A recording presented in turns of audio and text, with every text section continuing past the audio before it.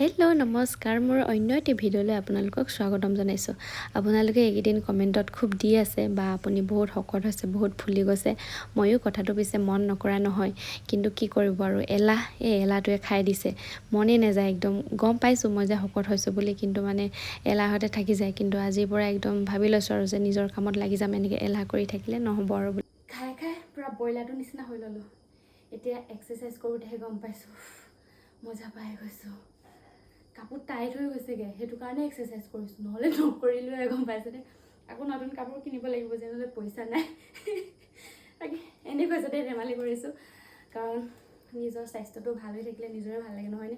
এতিয়া মানে মই শকত হৈ আহিছোঁ নহয়, ইমানেই ভাগৰুৱা লাগি থাকে, মানে দিনটো কিবা মানে ভাল লাগি নাথাকে।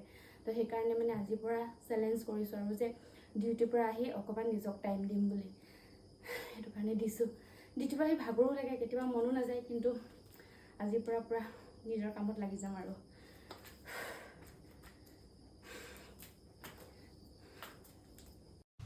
এই কথা এষাৰ আছে যে কেঁচাৰ ঘাম বাহিৰ হৈ যায় বুলি, মই আজি এই অনুভৱটো কৰিছোঁ, কেঁচা ঘাম কেনেকৈ বাহিৰ হয়। বাকী যি কি নহওক, মই বাকী এক্সাৰচাইজখিনি কৰি লওঁ আৰু দেই। ফ্ৰেছ হৈ ডাইৰেক্ট নিজৰ কামত লাগিব লৈছোঁ। ৰাতি সাঁজ যিহেতু বনাবলৈ হৈ গ'ল, তো ডাইৰেক্ট পাকঘৰলৈ সোমাই আহিছোঁ।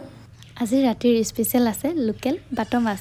মাছখিনি চাওকচোন কি ধুনীয়া। এতিয়া মই মাছখিনি বাছি লওঁ, তাৰপিছত আপোনালোকক দেখাই আছোঁ আজি মাছ কিহৰ লগত খাম। মাছখিনি বাছি লওঁ দেই। ফাইনেলি মাছ বাছি হৈ গ'ল, আৰু এইফালে মই মাছ ফ্ৰাই কৰি আছোঁ। ভিডিঅ' কৰা নহ'ল আৰু এইফালে ভাতটো পাতি দিলোঁ, আৰু এইফালে দুটা মাছ থৈ দিছোঁ, অলপ বেলেগ ষ্টাইলত বনাম বুলি, আৰু মাছৰ পেটু থৈ দিছোঁ। এইফালে ভোল আলু কাটি থৈছোঁ, পিঁয়াজ জলকীয়া, মানে ফ্ৰাই কৰা মাছকেইটা ভোলৰ লগত বনাম, আৰু বাকী দুটা বেলেগকৈ বনাম। ফাইনেলি ভাত খাবলৈ হৈ গ'ল।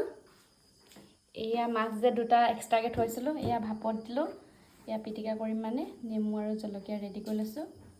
এইফালে মায়ে ঘৰৰ পৰা দি পঠিওৱা আম টেঙা আচাৰ, আৰু এইফালে কাটি লৈছোঁ তিয়ঁহ পিঁয়াজ আদা আৰু নেমু, আৰু এয়া মাছৰ পেটু ভাজি, মানে ভাতৰ লগত ভাজিছোঁ।